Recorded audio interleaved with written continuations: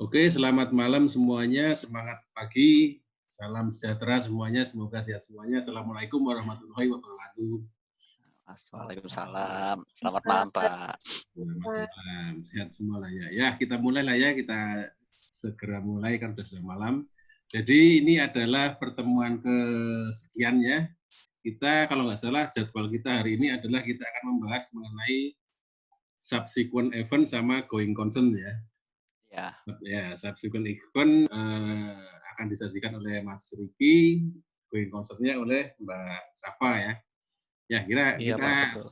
kita langsung aja kita coba kita pelajari apa itu subsequent event, definisinya, kemudian bagaimana pengujiannya dan implikasinya kepada audit kita. Ya, kita subsequent event dulu, Mas Riki dulu ya. Monggo silakan Mas Riki, silakan. Baik, Pak. Saya izin share screen ya, Pak. Yuk, silakan.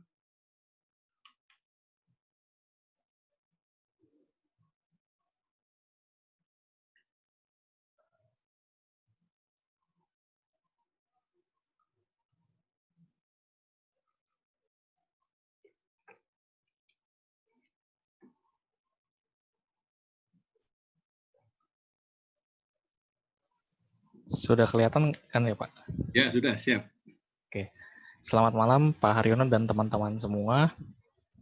Hari ini saya akan membawakan materi tentang peristiwa kemudian atau yang biasa disebut dengan subsequent event.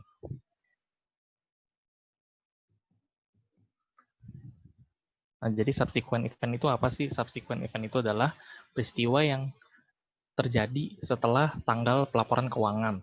Nah, biasanya kan pelaporan keuangan perusahaan itu berakhir pada tanggal 31 Desember tahun periode tertentu. Nah, jadi si subsequent event ini terjadi setelah di tanggal 31 Desember tersebut. Dan biasanya si subsequent event ini bisa mempengaruhi informasi yang ada di laporan keuangan. Kita mau lihat di sini tujuan pengujian dari kenapa sih kita sebagai auditor itu harus menguji subsequent event yang ada di entitas.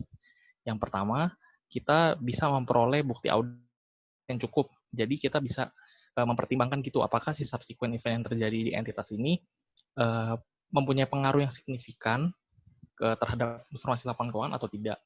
Karena beda perlakuannya antara signifikan dengan tidak. Kalau tidak signifikan, si entitas ini hanya perlu menyajikan dan mengungkapkannya saja.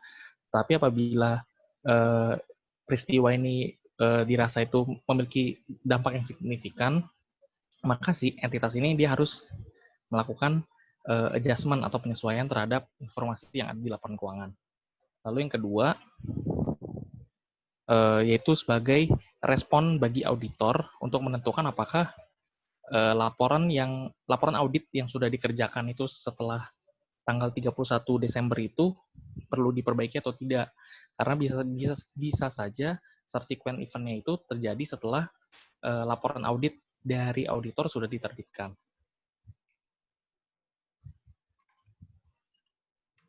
Nah, untuk subsequent event sendiri itu terbagi menjadi dua jenis. Yang pertama itu peristiwa yang menyediakan bukti tentang kondisi yang ada pada tanggal laporan keuangan. Jadi peristiwa yang terjadi setelah tanggal laporan keuangan ini itu memperjelas informasi yang sudah ada sebelumnya pada laporan keuangan 31 Desember tahun sebelumnya gitu. Lalu yang kedua adalah peristiwa yang menyediakan bukti tentang kondisi yang terjadi setelah tanggal laporan keuangan. Nah, kalau peristiwa yang kedua ini adalah peristiwanya ini baru terjadi setelah tanggal laporan keuangan dan belum dicantumkan pada laporan keuangan. Sehingga peristiwa ini menjadi hal yang baru gitu di laporan keuangan sehingga perlu adanya pengungkapan. Bahkan jika dirasa signifikan harus dilakukan penyesuaian terhadap informasi yang ada. Nah, untuk peristiwa subsequent event sendiri itu dia dibagi menjadi 3 zona waktu. Yang pertama itu di antara tanggal setelah laporan keuangan dari entitas dan sebelum laporan dari auditor diterbitkan. Itu zona waktu yang pertama. Lalu yang zona waktu kedua adalah setelah laporan dari auditor diterbitkan tapi sebelum laporan keuangan yang sudah diaudit dipublish secara umum, belum diserahkan kepada Bursa Efek Indonesia, belum dipublish secara halayak umum gitu. Jadi masih ada jangka waktunya, tenggat waktunya. Sedangkan subsequent event yang jenis ketiga adalah terjadi setelah laporan keuangan itu sudah terpublish di Bursa Efek Indonesia. Nah, jadi perbedaan kapan terjadi subsequent event itu ada 3. Nah, lalu apa sih perlakuan yang harus dilakukan auditor terhadap ketiga subsequent event yang terjadi di perbedaan zona waktu ini? Nah, saya mau jelaskan mulai dari yang zona waktu pertama, yaitu setelah tanggal laporan keuangan, yaitu 31 Desember periode sebelumnya, hingga laporan audit sehingga sebelum tanggal laporan audit diterbitkan. Kita ambil contoh misalnya tanggal laporan audit diterbitkan itu misalnya 31 Maret. Berarti seluruh peristiwa yang terjadi mulai dari setelah tanggal 31 Desember tahun sebelumnya hingga 31 Maret tahun selanjutnya itu akan menjadi subsequent event pada zona pertama ini. Nah, si auditor ini setelah mengetahui misalnya, oh ada peristiwa kemudian yang terjadi di entitas ini. Nah, si auditor ini harus menentukan prosedur audit tergantung dengan peristiwa yang terjadi gitu. Jadi si auditor ini harus menimbang-nimbang dari prosedur audit yang ada, yang mana yang cocok, dan bisa langsung mengumpulkan bukti yang cukup, karena peristiwa kemudian ini harus disajikan di laporan keuangan secara akurat gitu, dan auditor juga harus mempertimbangkan dengan jangka waktu audit dia melakukan audit dan biaya yang dia harus keluarkan. Makanya dia harus menentukan prosedur audit yang tepat gitu, yang cukup untuk memberikan bukti yang cukup. Itu dilakukan kalau si entitas ini dia belum merubah atau menyajikan informasi peristiwa kemudian itu ke dalam laporan keuangan. Misalnya peristiwa kemudiannya si perusahaan ini melakukan merger atau membeli perusahaan lain atau mengakuisisi. Nah, apabila si perusahaan ini belum menyajikan informasinya, maka si auditor ini harus menentukan prosedur apa sih yang harus cocok dilakukan untuk mengetahui gitu, apa kejadian kemudian ini sudah disajikan dengan tepat atau tidak. Nah, kalau sudah disajikan di dalam laporan keuangan, si auditor ini hanya tinggal melakukan verifikasi saja, sama seperti pengecekan data laporan keuangan tahun sebelumnya. Jadi auditor tinggal melakukan pengecekan gitu, verifikasi apakah informasi yang sudah disajikan oleh manajemen di dalam laporan keuangan yang sudah dirubah itu sudah sesuai dengan apa yang terjadi sebenarnya. Dan juga auditor ini juga harus meminta gitu surat representasi bahwa pernyataan gitu kalau si manajemen ini sudah merubah laporan keuangan tanggal 31 Desember tahun sebelumnya sesuai dengan ditambah dengan informasi subsequent event tersebut. Jadi ini juga sama seperti yang minggu lalu dibawakan oleh Lydia. Representation letter ini juga bisa sebagai salah satu cara meminimalisir risiko yang diterima oleh si auditor itu sendiri. Karena kenapa? Karena si manajemen ini kan sudah menyatakan dalam surat pernyataan itu kalau semua data yang dia sajikan itu sudah sesuai dan akurat. Jadi apabila kalau ada kesalahan, berarti itu di luar tanggung jawab auditor gitu. Nah, lalu untuk peristiwa zona waktu kedua, yaitu setelah laporan audit diterbitkan. Nah, tadi saya ambil contoh laporan auditnya itu penerbitannya tanggal 31 Maret. Nah, berarti misalkan laporan keuangan yang dipublish di BEI itu bulan April, tanggal 31 April. Nah, berarti dari tenggat waktu 31 Maret sampai dengan 31 April, apabila terjadi peristiwa yang bisa merubah informasi laporan keuangan secara signifikan gitu, nah si manajemen ini harus menyatakan ke dalam laporan keuangan tersebut, dan ini termasuk ke dalam subsequent event yang zona waktu kedua. Nah, sama seperti subsequent event yang pada zona waktu pertama, auditor ini harus langsung membahas gitu ya bersama dengan manajemen gitu.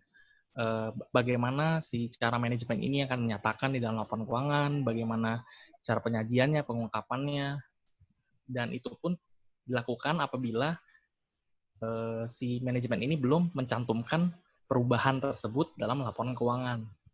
Apabila manajemen sudah mengubah laporan keuangannya, auditor lagi-lagi harus kembali menguji apa sih perubahan yang sudah dilakukan itu, apakah sudah benar, sudah sesuai dengan fakta yang ada, yang telah terjadi pada tenggat waktu tersebut. Dan yang terakhir yaitu pengujian peristiwa subsequent event tuh pada zona ketiga, yaitu tadi setelah tanggal 31 April. Nah, ini kan kejadiannya berarti laporan keuangannya sudah dipublish secara umum. Otomatis seluruh pengguna informasi laporan keuangan, baik investor, baik kreditor, itu sudah bisa mendownload gitu kan. Nah, apabila setelah mereka memutuskan keputusan, misalnya ada investor ingin membeli saham atau melakukan jual beli saham gitu milik perusahaan tersebut gitu, dan ternyata perusahaan tersebut ada melakukan merger atau ada melakukan peristiwa gitu, telah terjadi peristiwa yang bisa merubah informasi laporan keuangannya. Nah,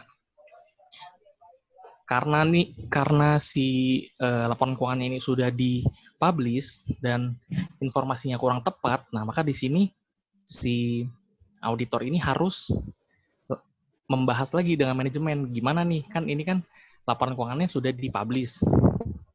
Nah, sedangkan auditor itu kan menjamin di dalam pernyataan laporan keuangan itu bahwa informasi yang disajikan itu harus dapat diandalkan gitulah, dapat dijadikan acuan gitu. Nah, tapi karena tidak sesuai dengan keadaan nyatanya, maka si auditor ini harus membahas lagi dengan manajemen apa sih yang harus dilakukan gitu pengubahannya. Jadi nanti akan ada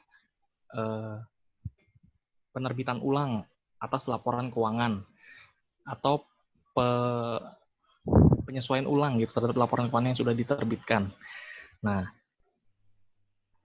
ketika sudah penyesuaian dan manajemennya itu tidak melakukan penyesuaian, misalnya ada penyesuaian yang tertentu yang harus dilakukan, tapi manajemennya tidak mau melakukan penyesuaian tersebut.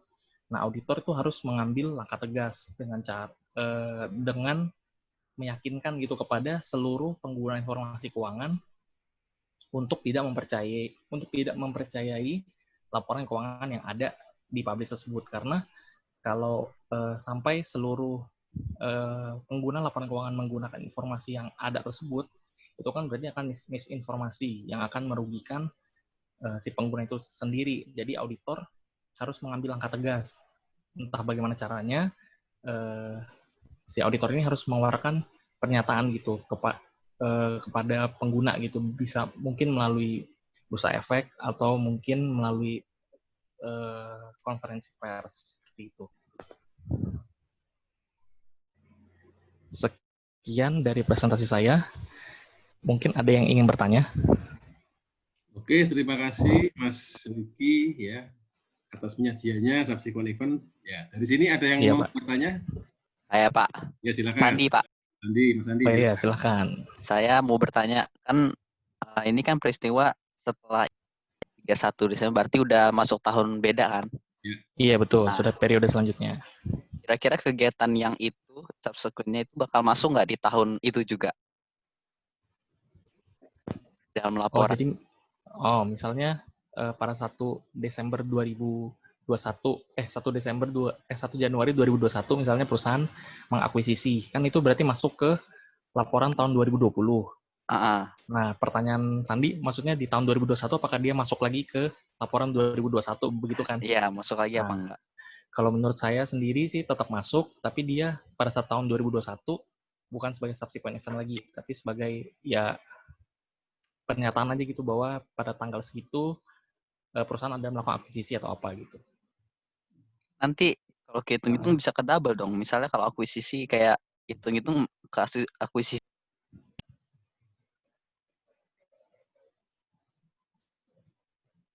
Halo? Hilang suaranya. Gimana, Pak? Gimana, Pak? Suaranya terputus tadi. Terputus ya?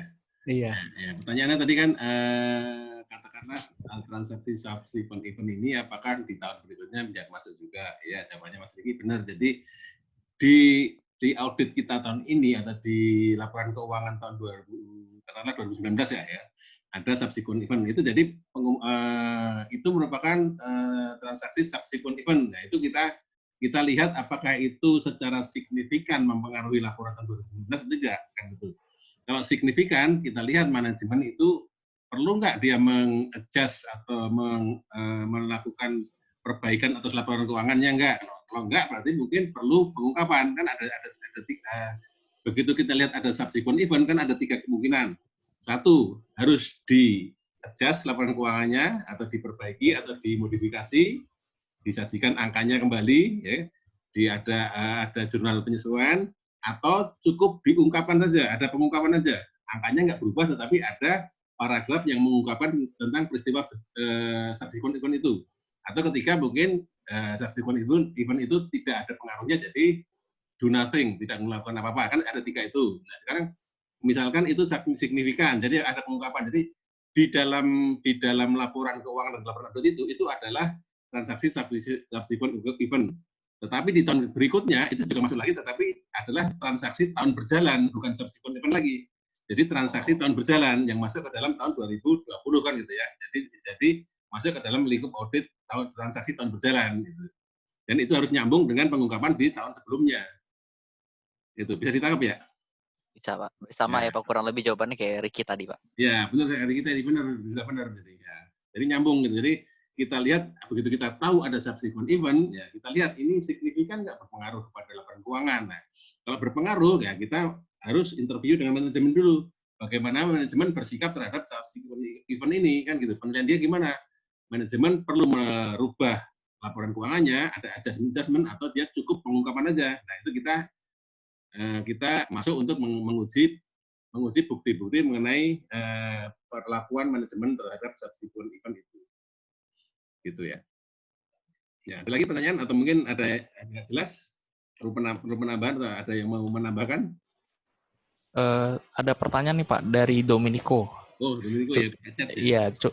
Iya, cuman saya kurang bisa jawab Pak. Jadi pertanyaannya kurang lebih intinya setelah ada subsequent event, lalu kira-kira berapa lama gitu Pak waktu yang dibutuhkan oleh si manajemen gitu untuk submit ulang gitu laporan keuangannya? Nah, itu sampai sejauh ini secepatnya lah gini.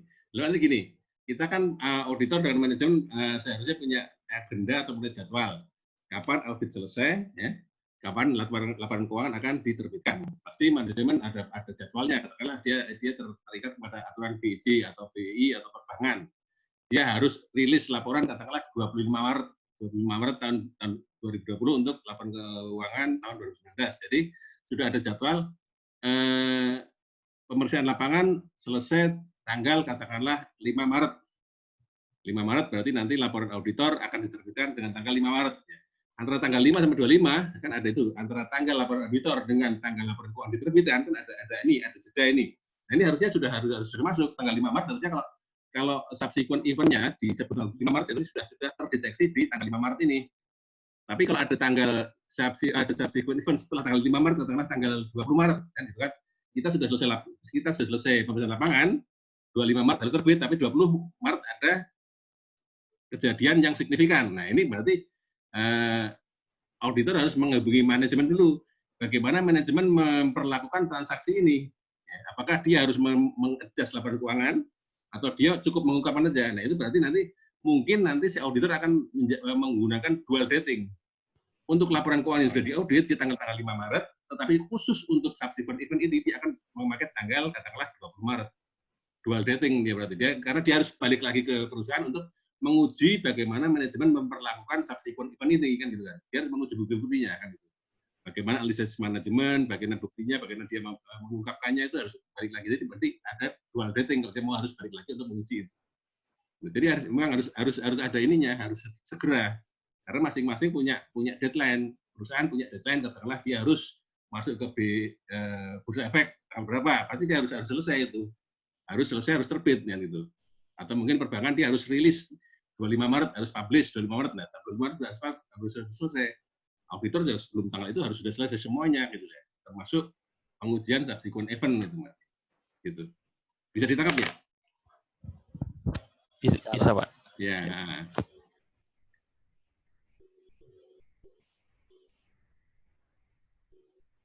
Ada lagi yang mau bertanya?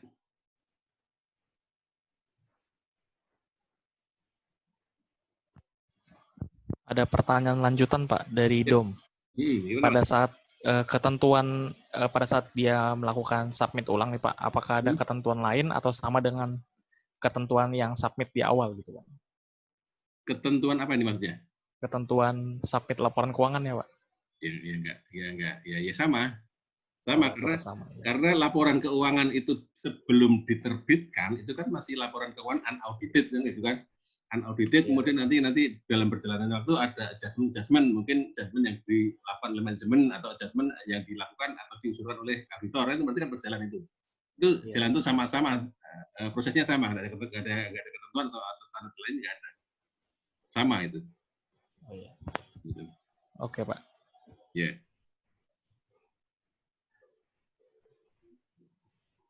Nah, sekarang pertanyaannya, ada lagi pertanyaan nggak? Ada pertanyaan lagi nggak?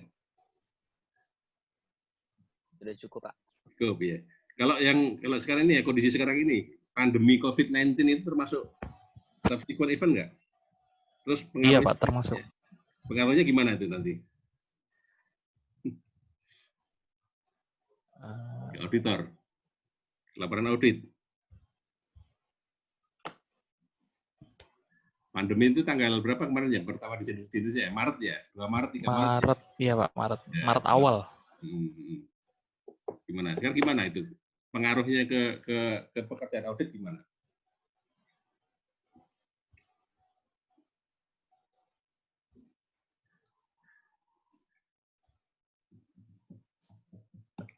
Kalau menurut saya sih ada ini Pak, ada penyajian dan pengungkapan, bahkan ada penyesuaian mungkin Pak. Karena kan mulai dari Maret itu perusahaan-perusahaan banyak yang kayak discontinue gitu ya Pak. Jadi kayak semua kegiatan operasinya dihentikan sementara. Nah itu kan secara nggak langsung akan mempengaruhi informasi yang ada di laporan keuangan. Jadi kayaknya ada penyesuaian gitu Pak terhadap laporan keuangan tahun 2020 karena adanya pandemi ini. Ya, jadi pasti ada pengaruhnya lah ya. Cuma sekarang kita melihat audit kita sudah selesai belum per 2 Maret itu. Katakanlah audit kita sudah selesai. Sudah terbit laporan auditor, laporan keuangan sudah diterbitkan oleh perusahaan. Kemudian ada pandemi. Ada ini kan cukup signifikan ini kan. Nah, ini gimana jadinya kan? Itu kasus pertama. Mungkin kasus kedua pekerjaan lapangan sudah selesai tanggal 28 Februari, tanggal 2 Maret pandemi. Padahal laporan keuangan belum terbit. Laporan terbit tanggal 25 Maret kan subsequent event setelah tanggal laporan auditor tetapi sebelum laporan keuangan terbit kan gitu. Kalau tadi pandemi setelah laporan auditor terbit, setelah laporan keuangan terbit kan gitu kan. Dan berarti ada dua kasus yang terjadi. Atau pandemi itu terjadi, kita belum selesai audit. Sampai tanggal 31 Maret kita belum selesai audit kan gitu. Berarti laporan auditor belum terbit, ya kan gitu kan. Berarti ada 3 kondisi kan gitu kan. Ya kalau kondisi pertama gimana kira-kira? Kita sudah terbitkan laporan keuangan ya. Kita sudah terbitkan laporan auditor, laporan keuangan sudah terbit. Ada pandemi ini, ternyata ini cukup signifikan, kan gitu kan, ya mempengaruhi perusahaan kan gitu kan, ya, jadi harus tadi kalau nggak salah di slide tadi ada juga, jadi harus kita lihat juga, kita harus kembali kepada di terakhir tadi kalau ya yang di slide terakhir ya, jadi harus kita lihat juga signifikan, coba Mas Riki ya terakhir tadi ya, jadi kan berarti kan. Terus lagi setelah tanggal laporan keuangan, ya itu tadi.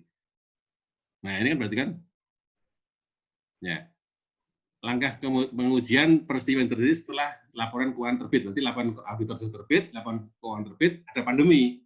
Ternyata pengaruhnya signifikan. Nah, berarti kita harus melihat, kita mungkin ada kemungkinan nggak kita buat opini, merubah opini kan gitu kan. Misalkan ternyata perusahaan kemudian sangat terpengaruh sehingga kan gitu kan, ya mungkin ada opini berubah kan, berarti ini ada langkah-langkah yang harus dilakukan oleh auditor.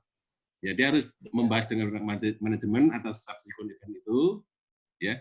Apabila manajemen sudah mengubah laporan keuangannya, auditor harus kembali menguji dan menyediakan laporan audit yang baru, di reissue, ya, diterbitkan kembali laporan keuangannya, ya kan itu kan. Laporan keuangan sama laporan auditnya harus diterbitkan kembali karena sudah terbit, kemudian ada ini dampaknya signifikan sehingga harus ada perbaikan, perubahan, dan laporan auditnya pun harus yang baru juga sesuai dengan data yang terakhir. Nah, kalau manajemen nggak mau merubah, nah ini harus ada langkah-langkah. Kita harus menghubungin kepada para stakeholder-nya, pada para pengguna laporan keuangan, bahwa laporan keuangan ini tidak dirubah dengan adanya significant event ini, kan juga ada kejadian yang sangat signifikan ini, sehingga seharusnya pemakai tidak mempercayai laporan keuangan itu. Gitu. Ini berarti kalau itu sudah terbit kan gitu. Ya, kalau memang pandeminya ada sebelum laporan keuangan terbit, kita masih bisa balik lagi untuk melihat atau merubah atau meminta manajemen merubah atau mengungkapkan laporan keuangannya. Ya. Ada lagi?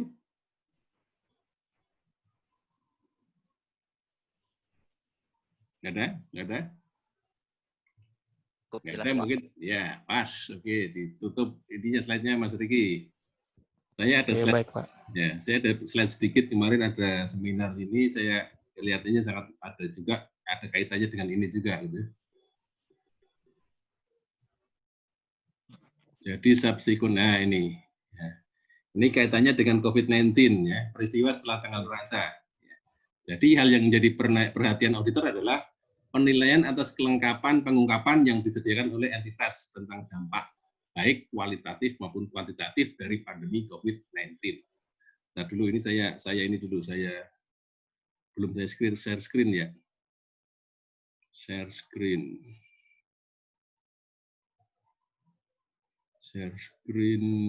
ini. Muncul nggak? Loading, Pak. Iya, Pak, lagi nunggu sebentar. Sudah. Sudah muncul ya, ini ya. Ini ada satu slide yang kemarin saya ikut seminar di IAPI ini ya. Dampak COVID-19 terhadap auditor. Jadi kita kaitkan dengan peristiwa setelah tanggal pelaporan ya. Hal yang menjadi perhatian auditor adalah harus penilaian atas kelengkapan pengungkapan baik yang disediakan oleh entitas tentang dampak baik secara kualitatif maupun kuantitatif dari pandemi COVID-19 ya. Jadi nanti rekomendasinya nanti auditor akan mempertimbangkan disusunnya paragraf penekanan suatu hal dalam LAI, dalam laporan auditor. Jadi opininya nanti, opini wajar tanpa pengecualian, tetapi ada paragraf penekanan atas suatu hal. Ya. Ada paragraf untuk menekankan mengenai dampak COVID-19 ini terhadap kelangsungan perusahaan. Atau memodifikasi laporan audit ketika pengungkapan manajemen atas dampak tidak memadai. Modifikasi apa artinya? Modifikasi artinya opininya menjadi wajar dengan pengecualian atau bahkan tidak wajar. Gitu. Ya, ini dampaknya ke situ nanti dari peristiwa COVID-19 terhadap auditor. Oke, ada pertanyaan ini aja sih kelihatan ini nanti deh, kelangsungan usaha nanti. Subsequent event, oh ada lagi slide 18. Slide 18. Ya, ini ya. SA 0560 ya, subsequent event-nya.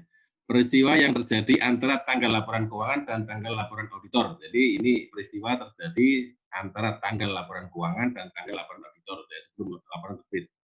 Jadi auditor harus memperoleh suatu pemahaman tentang prosedur yang telah ditentukan oleh manajemen untuk memastikan bahwa peristiwa kemudian terintegrasi. Meminta keterangan dari manajemen dan jika relevan pihak yang bertanggung jawab atas tata kelola governance tentang peristiwa kemudian yang telah terjadi yang mungkin mempengaruhi laporan keuangan COVID-19 ya. Membaca risalah rapat tentang pemilik manajemen ini dan pihak yang bertanggung jawab atas tata kelola yang rapat tersebut diadakan setelah tanggal laporan keuangan dan meminta keterangan tentang hal-hal yang dibahas dalam rapat tersebut tentang risalah hasil rapatnya yang belum tersedia, dan membaca laporan keuangan interim terakhir entitas jika relevan. Ini langkah-langkah yang harus dilakukan oleh auditor, ya, jika mengidentifikasi adanya subsequent event. Selanjutnya yang SL 560 juga, ya, fakta yang diketahui oleh auditor setelah tanggal laporan auditor, namun sebelum laporan keuangan diterbitkan. Ya, yang kasus kedua tadi kan. Ini faktanya pandemi diketahui setelah laporan auditor, tetapi sebelum laporan keuangan terbit. Ya. Jadi yang dilakukan adalah membahas hal tersebut dengan manajemen dan jika relevan dengan pihak yang bertanggung jawab atas laporan. Menentukan apakah laporan keuangan tersebut memerlukan perubahan, dan jika demikian, meminta keterangan bagaimana manajemen akan memperlakukan hal tersebut di dalam laporan keuangan. Kita harus menghubungi manajemen, kan gitu kan. Kemudian fakta yang diketahui oleh auditor setelah tanggal laporan keuangan diterbitkan. Nah, ini kan tadi kasus pertama tadi. Kita sudah selesai, laporan keuangan sudah terbit, laporan auditor sudah terbit, laporan keuangan sudah terbit, ya.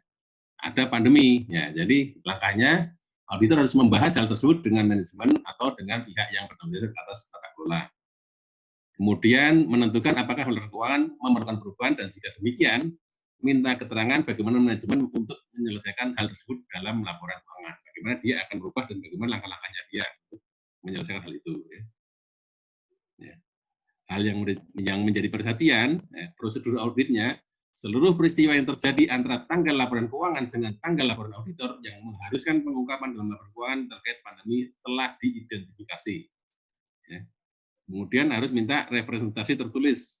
Seluruh peristiwa yang terjadi setelah tanggal laporan keuangan dan memerlukan penyesuaian atau pengungkapan sesuai dengan perangkap laporan keuangan yang berlaku telah disesuaikan atau diungkapkan. Jadi selain menguji, kita harus minta di surat representasi tertulis harus ada menyatakan ini, ya, telah disesuaikan dan diungkapkan. Ya, ini dua slide ini yang kaitannya dengan subsequent event. Ini banyak juga ini standarnya. Ya. Yang terpengaruh banyak sekali, ya, terutama kalau pada saat audit, ya, audit juga banyak sekali. Begitu ada pandemi kan ada PSBB, pembatasan sosial berskala besar. Ya, perusahaan akan mengurangi kehadiran karyawannya 50%. Nah, ini kan juga nanti kan gimana kalau berkurang tenaga orangnya, kontrol risknya gimana, kan gitu kan? Kita pertanyaan begitu kan, ya. Begitu orangnya kurang, apakah kendali internya masih berjalan dengan baik? Kan gitu. Kontrol risknya naik atau turun kan, ya, masih naik lah pasti ya.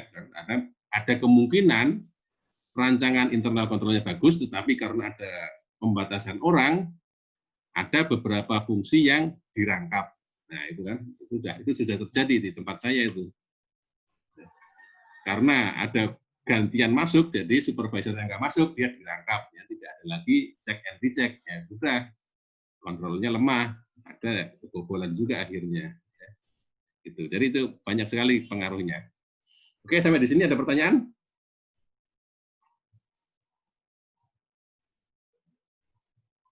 Jelas, Pak. Ya, pas. Oke. Oke, kalau gitu kita lanjutkan dengan topik kedua, ya. Going concern, kelangsungan usaha. Mbak Safa, ya. Monggo silakan, ya. Mbak Safa. Ya.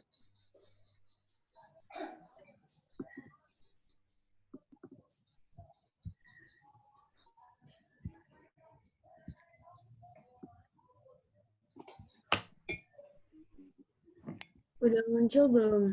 Sudah muncul. Selamat malam Pak Haryono dan teman-teman. Jadi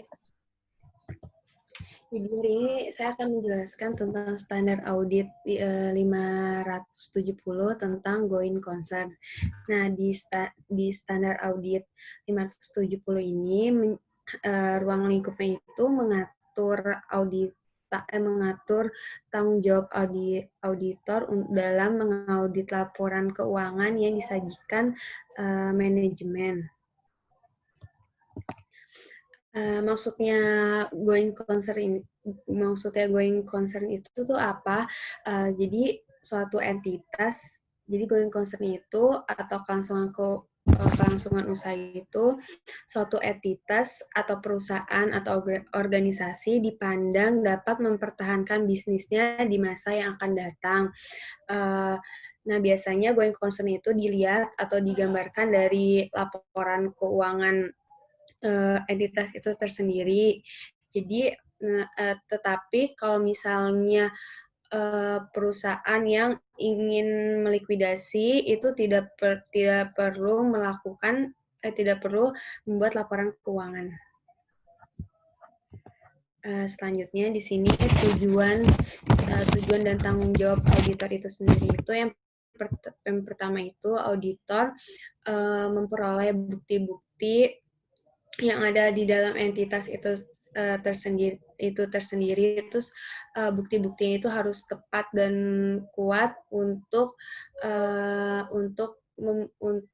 menilai kelangsungan usaha suatu entitas. Selanjutnya setelah mengumpulkan bukti-bukti itu auditor menyimpulkan atau memberi pendapat atas going concern suatu entitas. Nah, setelah auditor memberikan pendapat, lalu auditor menentukan dampak-dampak apa aja nih yang akan berpengaruh terhadap penyajian laporan keuangan dan laporan audit. Selanjutnya itu ada ketentuan prosedur dan penilaian risiko dan aktivitas. Nah, di sini yang pertama itu auditor harus menentukan apakah manajemen itu telah melakukan penilaian awal atas kemampuan entitas untuk mempertahankan kelangsungan usahanya. Jadi kalau misalnya penilaian itu sudah dilakukan oleh manajemen, auditor akan mendiskusikan terkait apa aja nih yang seharusnya dilakukan manajemen untuk mempertahankan kelangsungan usahanya. Nah, kalau misalnya penilaian itu belum dilakukan, maka auditor harus meminta keterangan kepada manajemen apakah terdapat kondisi yang dapat mempengaruhi kelangsungan usaha suatu entitas. Lalu yang kedua ini, auditor harus waspada apabila munculnya bukti yang mempengaruhi keraguan atas entitas. Jadi dalam mempertahankan kelangsungan usahanya. Selanjutnya itu ada pengevaluasian atas penilaian manajemen. Jadi di sini tugas auditor itu harus mengevaluasi penilaian manajemen atas kemampuan entitas dalam mempertahankan usahanya. Tetapi auditor itu tidak memiliki tanggung jawab untuk memperbaiki pelaporan keuangan itu. Cuman auditor itu hanya memberikan opini atas penilaian terkait pengevaluasian yang manajemen lakukan dan menyimpulkan apakah terdapat penggunaan asumsi kelangsungan usaha dan pelaporan keuangan sudah tepat. Lalu yang kedua ini ada penilaian laporan keuangan harus mencakup periode 1 tahun. Jadi apabila laporan keuangan disajikan periodenya itu kurang dari 1 tahun, maka auditor meminta kembali kepada manajemen untuk memperluas waktu penilaiannya. Lalu yang ketiga ini, auditor harus mempertimbangkan penilaian manajemen mencakup informasi yang relevan untuk hasil audit itu sendiri. Selanjutnya, setelah dilakukan pengevaluasian atas penilaian manajemen, ini ada periode setelah penilaian manajemen. Jadi di sini auditor harus menanyakan kepada manajemen tentang pengetahuan manajemen yang menyebabkan keraguan atas kemampuan entitas yang ada. Nah, di sini tuh bisa menganalisis, yang pertama menganalisis arus kas. Nah, apakah arus kas itu labanya negatif atau positif. Itu terus melakukan perakiraan lainnya yang relevan. Yang kedua itu menganalisis dan membahas laporan keuangan terakhir entitas yang tersedia. Lalu membaca risalah rapat pemegang saham untuk kayak mengetahui kayak prosedur atau kebijakan yang ada, lalu berkonsultasi kepada penasehat hukum, lalu mengkonfirmasikan keberadaan kepada pihak ketiga, kayak misalnya kepada bank ataupun kreditor ataupun lain-lainnya. Selanjutnya, mengevaluasi rencana entitas untuk menghadapi pesanan yang tidak dapat dipenuhi. Selanjutnya, melakukan prosedur audit, mengkonfirmasi eksistensi persyaratan, memperoleh dan mereview laporan, lalu menentukan kecukupan bukti pendukung. Selanjutnya, setelah melakukan penilaian manajemen, terus ditemukan bahwa ada peristiwa yang dapat mempengaruhi kelangsungan usaha suatu entitas, maka perlu adanya prosedur audit tambahan. Nah, yang pertama itu auditor harus meminta manajemen untuk melakukan penilaian kembali jika manajemen belum melakukannya. Lalu mengevaluasi rencana manajemen atas tindakan di masa yang akan datang. Lalu yang ketiga itu jika faktor terkait kelangsungan usaha sudah ditentukan apa aja, maka auditor harus mengevaluasi keandalan data atas temuan-temuannya itu apakah benar atau tidak gitu, apakah tepat atau tidak. Setelah itu mempertimbangkan fakta-fakta atau informasi tambahan. Lalu meminta representasi tertulis dari manajemen untuk mengetahui keterangan lebih detail terhadap entitas itu.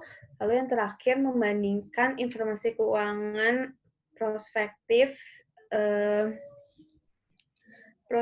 jadi dibandingkan antara periode keuangan periode lalu dengan periode kini. Selanjutnya ada penggunaan asumsi kelangsungan usaha. Jadi kalau misalnya kelangsungan kayak asumsi atas going concern itu sendiri sudah tepat, tetapi terdapat ketidakpastian material yang ada. Itu pertama, jika auditor telah menyimpulkan going concern suatu entitas, tetapi terdapat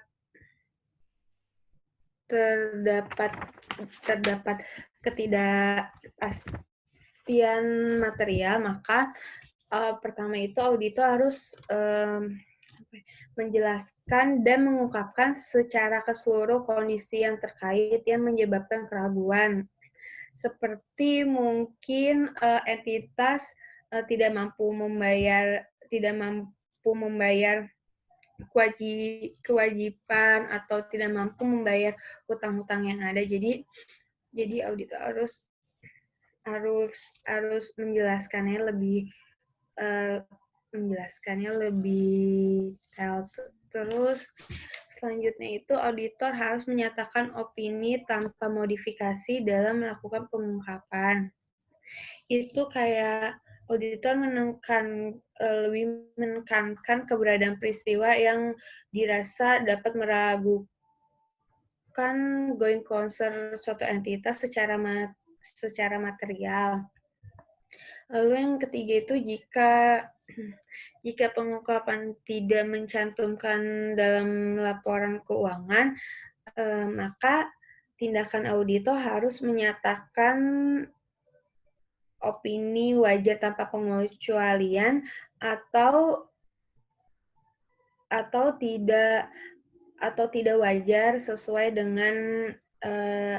dengan kondisi yang terjadi. Selanjutnya permasalahan yang dapat mempengaruhi going concern suatu entitas itu yang pertama penggunaan asumsi going concern yang tidak tepat. Nah, jika misalnya laporan keuangan yang disajikan manajemen tidak tepat, maka auditor harus menyatakan opini tidak wajar. Lalu yang kedua itu keengganan manajemen untuk membuat atau memperluas penilaian. Nah, yang dilakukan auditor itu apabila tersebut maka auditor harus mempertimbangkan implikasi atau asumsi terhadap laporan auditor.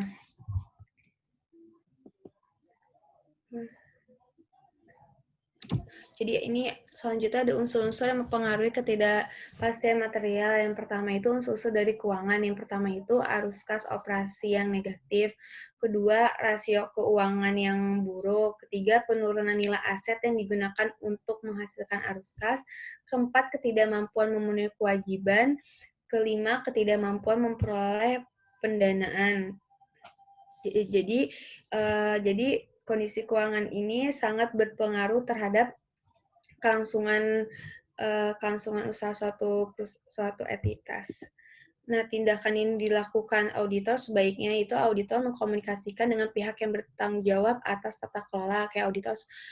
Lalu yang kedua itu jika perlu terjadinya penundaan laporan keuangan, maka auditor harus menanyakan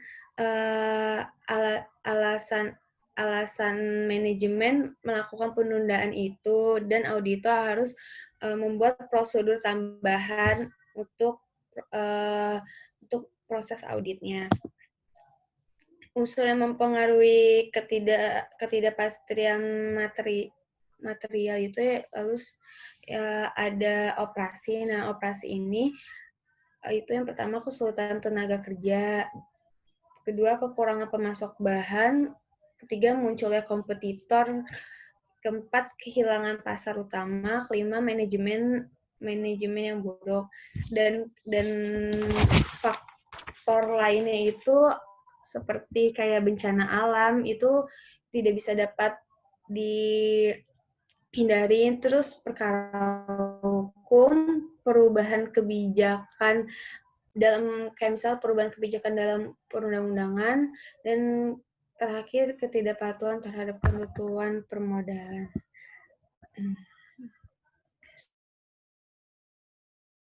Sekian presentasi dari ada yang kurang.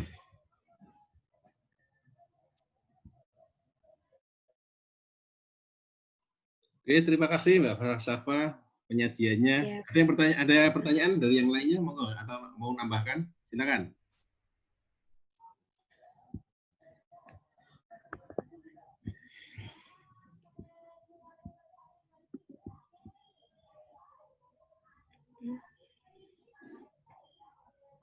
Atau sudah jelas semuanya? Sudah cukup jelas, Pak. Sudah cukup jelas ya mengenai going concern ya. Going concern itu asumsi yang harus dilihat ya. Kelangsungan usaha kan gitu. Kalau kita dalam audit melihat adanya keraguan atas going concern ya mungkin dari operasional perusahaan ternyata selama beberapa tahun terakhir ini defisit terus, kasnya negatif terus. Nah, itu kan berarti kan lama-lama kan kita jadi ragu ini perusahaan bisa jalan terus enggak kan gitu. Nah, ini kita harus tanya kepada manajemen. Ini asumsi kelangsungan usahanya gimana nih kan gitu kan, masih bisa kita pertahankan enggak ya? Kalau bisa ya apa langkah manajemen untuk mengatasi keraguan atas going concern ini kan gitu kan. Kita harus melihat manajemen istilahnya kita harus melihat rencana manajemen untuk menutupi atau mengatasi ketidakpastian ini kan. Ada contoh tadi, contoh-contoh unsur-unsur yang mempengaruhi ketidakpastian material, mungkin kesulitan tenaga kerja, kekurangan pemasok, ini kan beberapa hal yang akan kita jumpai atau mungkin di auditor menjumpai pada saat mengaudit ya. Hilangnya pasar utama, ya, tahu-tahu dia katakanlah revenue-nya anjlok karena ternyata konsumen utamanya sudah berpindah kepada kompetitor yang baru. Nah, ini kita harus tanya bagaimana kelangsungan perusahaan kita ini, apakah masih bisa bertahan di tengah kompetisi yang ketat ini, dan apa rencana manajemen untuk mengatasi keraguan-raguan atau ketidakpastian material ini. Gitu ya. Oke, saya kira itulah yang bisa dijelaskan sama Mbak Safat. Itu jelas semua kali ya. Ya. Kalau dari opini tadi gimana tadi? Opini coba di opini Mbak tadi. Opini saya kalau ketidakpastiannya sudah. Opini Pak. Ya. Mana tadi ya? Asumsi yang tidak tepat tadi sebelumnya kalau nggak salah. Ini. Slide. Nah ini. Penggunaan asumsi kelangsungan usaha sudah tepat, tetapi ada ketidakpastian material ya, berarti kita opininya mungkin masih bisa opini tanpa modifikasian, jadi masih opini wajar tanpa pengecualian, tetapi ada kita mengungkapkan kita ada penekanan suatu hal atau ada paragraf penjelas di situ ya, mengenai ketidakpastian material ini, dan manajemen pun harus di dalam laporan keuangan harus mengungkapkan adanya ketidakpastian material ini dan langkah-langkah apa yang akan diambilnya untuk menutupi atau mengatasi ketidakpastian itu ya. Kemudian berikutnya Mbak slide-nya permasalahan ya. Ya, permasalahan apabila asumsi kelangsungannya tidak tepat ya berarti opini kita berubah, nggak bisa opini wajar tanpa pengecualian, pasti mungkin bisa tidak wajar atau bagaimana ya. Atau karena keengganan manajemen untuk membuat atau memperluas penilaiannya. Oke, ada pertanyaan dari yang untuk topik ini? Asumsi going concern? Nah, kalau nggak ada ditutup dulu Mbak slide-nya Mbak. Saya coba saja tadi ada slide di seminar kemarin juga mengenai going concern-nya. Going concern itu slide 10. Ya. Nah, ini sebentar. Nah, kan adanya pandemi ini, ada kemungkinan ya perusahaan ada yang tidak bisa bertahan ya, berarti going concern-nya diragukan kan gitu ya. Nah ini muncul ya, sudah muncul ya. Sudah Pak, sudah muncul. Ya, ya, kelangsungan usaha ini kan dengan adanya pandemi COVID-19 ini ya kita harus sebagai audit melihat juga kelangsungan perusahaan ya. Hal-hal yang menjadi perhatian ya. Auditor harus melakukan evaluasi atas penilaian manajemen terhadap kemampuan entitas untuk mempertahankan kelangsungan usahanya ya. Auditor harus melihat atau mengevaluasi ya. Apakah atau bagaimana manajemen bersikap untuk terus beroperasi dalam mempertahankan kelangsungan usahanya di dalam atau di era masih ada pandemi ini kan gitu kan. Pasti kan banyak perusahaan yang terpengaruh kan gitu kan. Ya. Kemudian identifikasi indikator adanya penurunan kemampuan entitas untuk mempertahankan kelangsungan usahanya ya. Auditor juga harus mengidentifikasi, kita melakukan evaluasi, analisis indikator-indikator kemampuan perusahaan dalam mempertahankan kelangsungan usahanya ya. Indikator keuangan, indikator operasi, indikator profitabilitas, indikator likuiditas, indikator solvabilitas dan lainnya dilihat. Nah, apakah kira-kira masih bisa mempertahankan operasional perusahaannya minimal satu tahun mendatang gitu ya. Itu yang harus menjadi perhatian dari auditor. Kemudian mungkin rekomendasinya nanti dari auditor nanti mungkin seperti yang saya bilang tadi, kalau kelangsungan usahanya cukup signifikan, ini cukup berpengaruh ya, sehingga ini mungkin ada modifikasi di LAI-nya sesuai dengan SR 570 ya. Atau bahkan mungkin penerapan metode akuntansi berbasis likuidasi ya. Sudah tidak bisa lagi dipertahankan, berarti nanti laporan keuangannya laporan keuangan yang berbasis likuidasi, bukan berbasis going concern lagi ya, gitu. Nah, itu jadi yang diperhatikan di ya ini aja satu slide ini yang kemarin terkait dengan kelangsungan usaha. COVID-19 terkait dengan SA 570 terkait dengan auditor. Oke, ada pertanyaan sampai di sini? Pak, saya mau nanya, Pak. Itu kayak misalnya tuh kan ada model-model prediksi kebangkrutan gitu ya, Pak. Ya. Nah, itu bisa digunakan buat ini nggak sih, Pak? Buat mengetahui going concern suatu entitas, Pak? Bisa. Itu kan sebagai alat kita mengevaluasi kan gitu kan. Alat kita mengevaluasi apakah perusahaan punya potensi bangkrut. Apakah perusahaan masih punya potensi untuk melanjutkan usahanya kan itu. Itu sebagai alat kita untuk mengevaluasi, menganalisis, dan kita diskusikan dengan manajemen kan gitu kan. Ini loh, saya punya alat ini, menurut saya Bapak langsung usahanya diragukan kan gitu ya. Mungkin manajemen nanti akan berespon. Iya Pak seperti itu, tapi mungkin kita sudah melakukan langkah-langkah, katakanlah kita sudah punya katakanlah rencana kerja dan anggaran untuk mengantisipasi supaya tidak terjadi kebangkrutan. Itu boleh dipakai. Istilahnya itu kan kita kan sebagai salah satu tools atau sebagai salah satu alat kita untuk berdiskusi dengan manajemen bahwa menurut kita ya, kelangsungan usaha perusahaan itu diragukan. Ya. Manajemen harus merespon. Kalau dia mau ya dia harus merespon. Ya mungkin menurut Bapak kelangsungan usahanya dengan itu diragukan, tetapi ya dia masih bisa bertahan, ya gitu ya, istilahnya gitu. Untuk terus bisa berjalan operasionalnya atau tetap going concern, kita sudah mempunyai rencana seperti ini, kita melakukan langkah-langkah seperti ini ya, sehingga saya yakin 1 tahun 2 tahun masih terus berjalan. Itu berarti kita menguji apa yang akan dia lakukan itu, apakah itu bisa dibuktikan kira-kira kesahihannya atau validitasnya bahwa itu akan berjalan dan itu akan berlanjut untuk mempertahankan going concern-nya. Gitu, bisa ngerti Mbak? Bisa dipahami nggak? Bisa Pak. Ya, Kasih, ini kan Pak.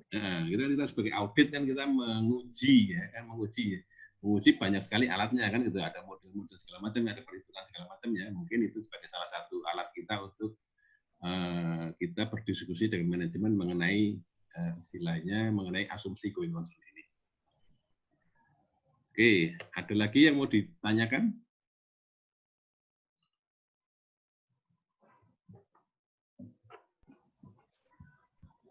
Oke. Nggak ada? Kalau nggak ada, mungkin kita sudahi dulu pertemuan kita hari ini. Terima kasih semuanya sudah atensi, perhatian, dan memperhatikan materi kita kali ini. Ya. Mudah-mudahan apa yang kita pelajari bisa terus kita ingat untuk kita manfaatkan di masa mendatang. Oke, terima kasih semuanya. Selamat malam, selamat beristirahat. Ya. Sampai jumpa lagi minggu depan. Assalamualaikum warahmatullahi wabarakatuh. Terima kasih Pak. Selamat malam. Terima kasih Pak. Ya, sama-sama semuanya. Selamat istirahat.